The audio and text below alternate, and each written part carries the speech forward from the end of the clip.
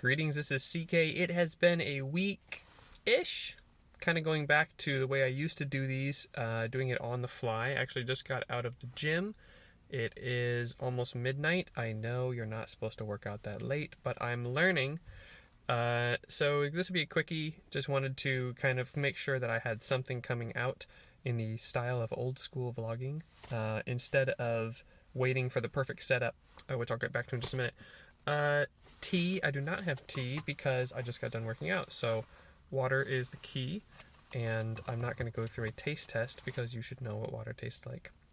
As far as intake, really at the gym, I think it's just whatever music or podcast or audiobook or whatever at the moment will, kind of keep you focused. And I don't really do the whole, pump you up, and I'm not a serious workout person, you can tell, but, I'm not really you get pumped up and you do this mind-blowing workout. I'm just here to kind of increase core strength, focus on a few muscle groups or areas that are really, really weak, like my shoulders, because I type all day long. And so I, just keeping range of motion, building some little extra resilience, so to speak, so I can keep up with my children in a few years, frankly. And just want to make sure that, I'm taking care of my body. And that means now going to the gym. We got a really grateful. My employer has a sweet deal we get here, and so it's kind of given me that no excuse kind of thing. And really that's if we were to shoot the Muse today, I think we would be probably talking mostly about non-negotiables. Things that you see, a great example is a to-do list, because that's just a really easy target. What are things that are non-negotiable on that list that you see in a positive light, so that you don't get overwhelmed when you have a crazy week? And I missed a couple sessions coming here, but I wanted to come back, and I missed a chance at doing a video here, but I wanted to get back on the saddle, in the saddle, whatever.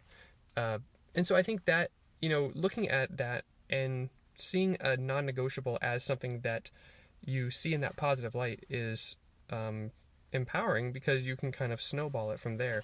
If you were to look at your to-do list as a small number of non-negotiables instead of a large list of possibilities, which I'm totally guilty of, then you start to see it in a positive way instead of a negative way. Because if you look at this huge list of possibilities that you'll never get all done, or you'll never see through to completion, or unless you have a golden day, you get the magic day where you get everything done, then you start looking at your list in a negative fashion as there's nothing on here I could remove because it's all important. But that's probably not true. And if you were to really assess it, then I think I talked about this in some old Day with CK videos.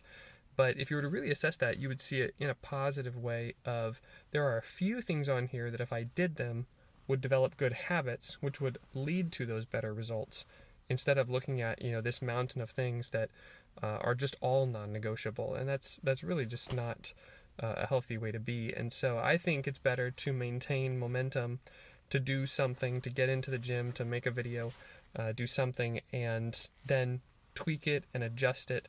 Unless you're a brain surgeon, then you probably can't follow that rule. But other than that, most of us can just keep doing something and keep kind of the streak going, keep doing the little tweaks, little 1% changes that I've talked about in previous been weeks. And so I want to do that. And so I'm going to keep this to about 4 minutes, because I just want to make it brief. And frankly, it's very cold in this car. I need to go home and warm up. So anyway, that was a flashback to the old way that I used to do this. I'll be back in my cool setup with the tea and all of that probably in the next one. But until then, I will see you when it's been about a week.